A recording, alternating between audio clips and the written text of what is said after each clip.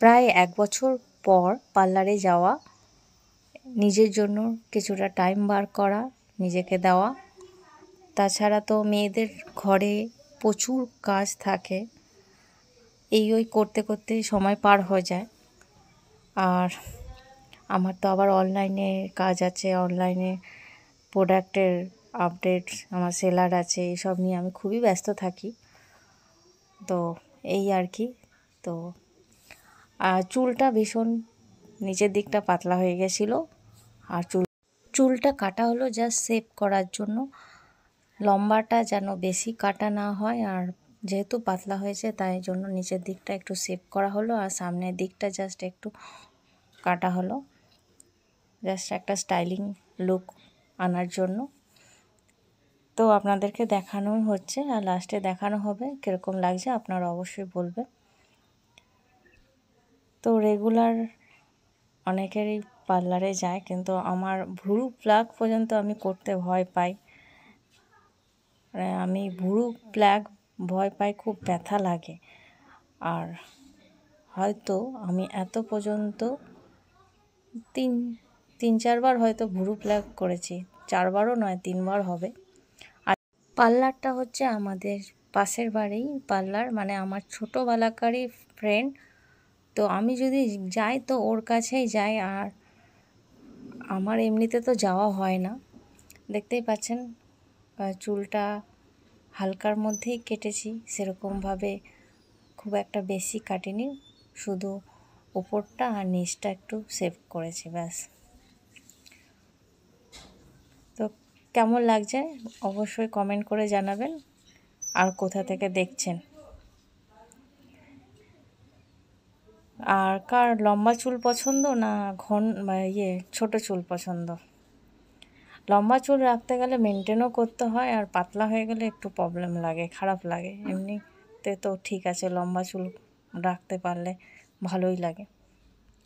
ঘরেও আমার রান্না বান্না এইসব কাজের মধ্যে সময় যে কীভাবে পেরিয়ে যায়, মানে টাইমটাই এখন শর্ট পড়ে। আর আমার নিজের জন্য কিছুই আমি করি না, মুখে কিছু লাগাই না।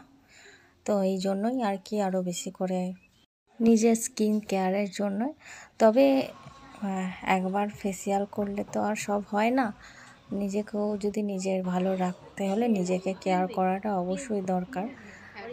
তো আমাদের মতো মেয়েদের অনেকেরই সময় হয়ে ওঠে না, কিন্তু ঘরোয়া অনেক পদ্ধতিতে নিজের কেয়ার করা যায়। আর আমি তো কোনো রকম প্রসাধন ক্রিমও ইউজ করি না মুখের জন্য। সেরকম আমি যেটা লাগাই সেটা হচ্ছে অলিভ অয়েলটাই আমি ইউজ করি। এখন আপনারা দেখছেন ডিট্যান করার পর ক্লিনজিং করা হচ্ছে, আর ফেসিয়াল যে করায় সে ভালো বলতে পারে, আমি তো অত এক্সপার্ট নই। সব আমাকে যা করাচ্ছে আমি চুপচাপ করছি। স্কিন কেয়ার করা, স্কিনে গ্লো আনা, ফেসিয়াল করা হয় স্কিনে গ্লো আনার জন্য। আর স্কিন কেয়ার হালকা মাসাজ করে দিল, এরপর ভ্রু প্লাক করছি। আর খুবই ব্যথা লাগছে, কারণ আমি ভ্রু প্লাক করতে ভয় পাই বলেই ভ্রু প্লাক করি না। আর আমার খুব একটা প্রয়োজনও মনে হয় না যে আমাকে ভ্রু প্লাক করার দরকার আছে, কারণ ভগবান যেটা দিয়েছে সেটা নিয়েই আমি হ্যাপি। তবুও আর কি, যে আর একটু মানে বললো যে করো, আর একটু ভালো লাগবে, এই আর কি। তা বলে এই নয় যে আমি রেগুলার এই ভ্রু প্লাকটা করব, খুবই কষ্ট লাগে ভ্রু প্লাক করতে। এরপর মানে ডিট্যান এসব ক্লিনজিং করার পর আমাকে ফেসিয়ালটা করবে, তার আগে ভ্রুটা প্লাক করে নিচ্ছে।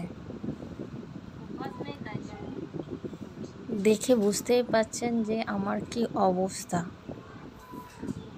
মানে একবার করে করছে, মনে হচ্ছে ইঞ্জেকশন দেওয়ার আগে যেই ভয়টা লাগে এটাও সেরকম খুবই তো লাগছে একদম।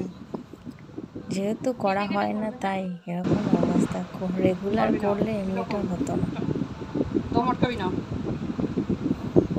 কোথা থেকে যে ভিডিওটা দেখছেন অবশ্যই কমেন্ট করে জানাবেন, পাশে থাকবেন। আমিও আপনাদের পাশে আছি। অবশ্যই কমেন্ট দিলে আমি বুঝতে পারবো, আপনাদের প্রোফাইলে গিয়ে দেখতে পারবো। হয়ে গেছে, এবার মুখে একটা কি লাগিয়ে রাখলো, অত আমি বলতে পারবো না। তো দেখুন ভূতের মতো লাগছে আমাকে। আর তারপর আবার এটাকে পুছে দেওয়া হচ্ছে। তো সব তো ভিডিওতে হয়ে ওঠে না তুলে, তো হয়েই গেছে আমার, ফেসিয়াল করে দিয়েছে। এটা আমি গোল্ড ফেসিয়াল করলাম ভিডিওতে, তো যেটুকু গোল্ড ওর ফেসিয়াল মধ্যে আপনাদের করে ওখানে দেখানো। কত চার্জ কমেন্টে জানাবেন। তো কেমন লাগলো আমার এই ভিডিও অবশ্যই কমেন্ট করে জানাবেন। আর দেখুন এখানে যে আমার উঠে পরিষ্কার করার পর আমার ফেসটা কি গ্লো লাগছে আপনারা দেখে বলে দিন। এরপর দেখুন নর্মাল চুলের কাটিংটা দেখুন কেমন লাগছে। আর আপনারা যদি আসতে চান এই পার্লারে তো আমাকে কমেন্ট করতে পারেন, আমি এর অ্যাড্রেস বলে দেবো। বর্ধমান ডিস্ট্রিক্টে হলে ভালো। আর কেমন লাগছে বলুন আমাকে এই লুকে। আর ভিডিও সাউন্ড মিউট করেছি, না তো কপিরাইট ক্লেম আসতো। তো চুলের কাটিংটা কেমন লেগেছে আপনাদের? ভালো লাগলে অবশ্যই লাইক কমেন্টস